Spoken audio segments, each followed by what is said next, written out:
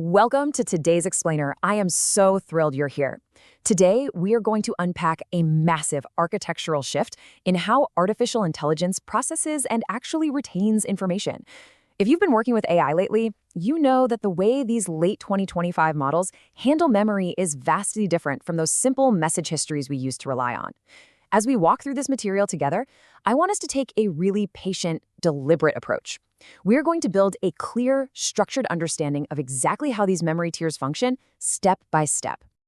Our lesson plan today is super straightforward. We'll break this topic down into 3 clear chapters: the concept, the example, and finally, the takeaway. Okay, let's dive right into this. Chapter 1, the concept, the anatomy of AI memory.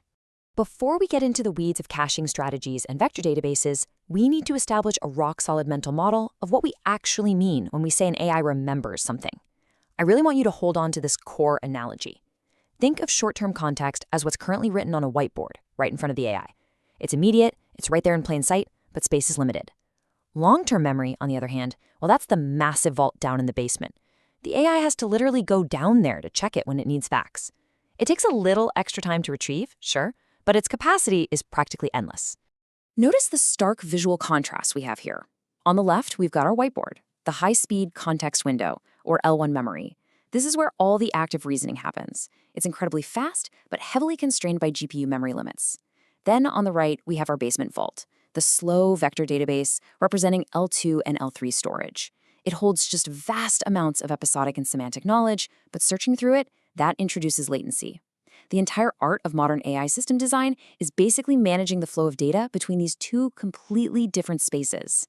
So let's focus on that whiteboard first. The short-term context window operates on a very strict life cycle. First step is intake, which pulls together your user query, the recent conversation history, and the system instructions.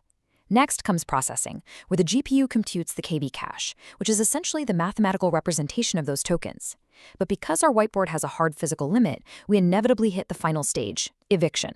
The system constantly has to erase old tokens just to make room for new ones. This strict limit brings up a really fascinating engineering challenge. Let's frame it as an interview question. How does prefix caching change how you design system prompts? In these 2025 architectures, prefix caching is considered the holy grail of latency reduction. So how do we actually optimize our whiteboard to take full advantage of it? Well, the answer is highly structural. You absolutely must move static content to the front and push dynamic content to the back. In older systems, developers might put a dynamic element, like a user's name or the current date, at the very top of a prompt. But today, that completely breaks the prefix cache. By grouping immutable rules and tool schemas at the very beginning of the prompt, you ensure that the first several thousand tokens are completely identical across all users. That maximizes cache hits and saves massive amounts of compute. Now, what's really interesting here is how we handle the moment our whiteboard gets entirely too full. You have a few options. A sliding window keeps the most recent tokens perfectly intact, but it suffers from the Dory effect, meaning it completely forgets the beginning of the conversation. Summarization compresses older terms, which saves space, but loses all that fine-grained nuance. And that is exactly why the standard in late 2025 is the hybrid approach. It keeps the exact last 10 turns for high fidelity, but is backed by a compressed summary of everything that happened before it. Best of both worlds. But what happens when we need a piece of information that was erased from the whiteboard days or maybe even weeks ago? We have to go down to the basement vault. And this brings us to another great engineering question. How do you choose between a vector database and a knowledge graph for your long-term memory? The modern answer? You actually don't choose. You combine them. Staff-level engineers use a hybrid approach here. Vector search is brilliant at finding related, fuzzy matches, like unstructured logs or the general meaning of past conversations.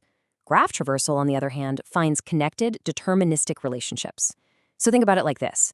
If you search for Project Alpha, the vector search finds the project's name based on semantic similarity, but the graph traversal deterministically pulls up the exact deadline and the 10 specific developers assigned to it. It gives you both wide breadth and absolute precision. But, the basement vault has its own set of risks, namely a severe issue called catastrophic forgetting, specifically index overload.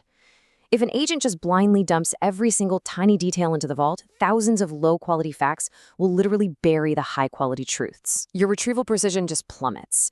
So to mitigate this, advanced systems use quality-weighted retrieval. This simply means that verified facts, evaluated by a supervisor model, are artificially boosted over raw, noisy conversation logs. Moving right along, Chapter 2, the example, active memory with Mem0.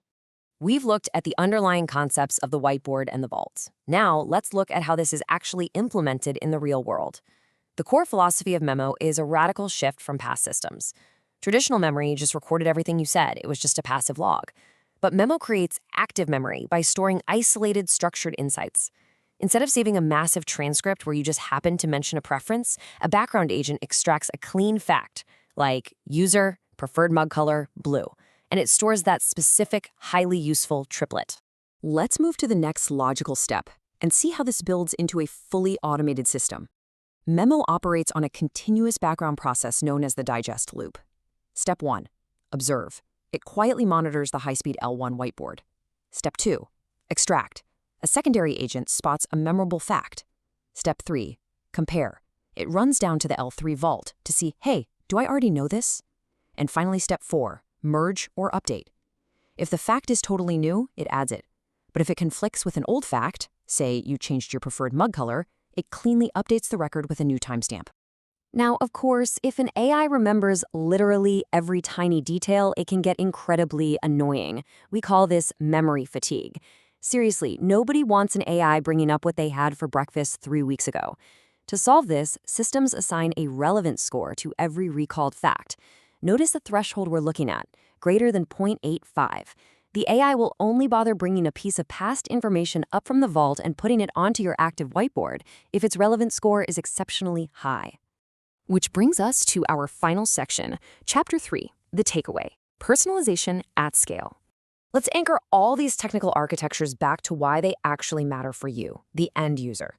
You might be wondering why enterprise teams bother using dedicated memory layers instead of just throwing together custom Python scripts that dump text into a database. Well, the crucial point is scale. A dedicated memory service handles deduplication seamlessly. It resolves conflicting identities, meaning it knows that on Slack is the exact same person as om.bhartia on Discord. It syncs your context across web and mobile without skipping a beat and handles complex temporal weighting, automatically knowing that a fact you stated today is more relevant than one you stated a year ago. And honestly, this leads us to the true magic of modern systems, recursive memory. Because memory isn't just a static vault anymore, right? It self-updates. Through a process called periodic reflection, the memory layer continuously scans active goal nodes in the background. This means if you casually mention on a Tuesday that you need to finish a budget by Friday, the AI will proactively check in with you on Thursday. It doesn't need you to set a calendar invite. The active memory itself generated that reminder. It's a real game changer. We have moved so far beyond simple text generation. We are now dealing with systems that build a continuous, constantly evolving trajectory of our habits, our goals, and our preferences. As these agents become fully recursive, literally never forgetting the details of our lives and proactively anticipating our needs based on a secure vault of personal data, how will this persistent tracking fundamentally alter our relationship with technology? It is a profound, profound shift, and one that is happening right now. Keep exploring these incredible architectures, and thank you so much for joining me for this explainer.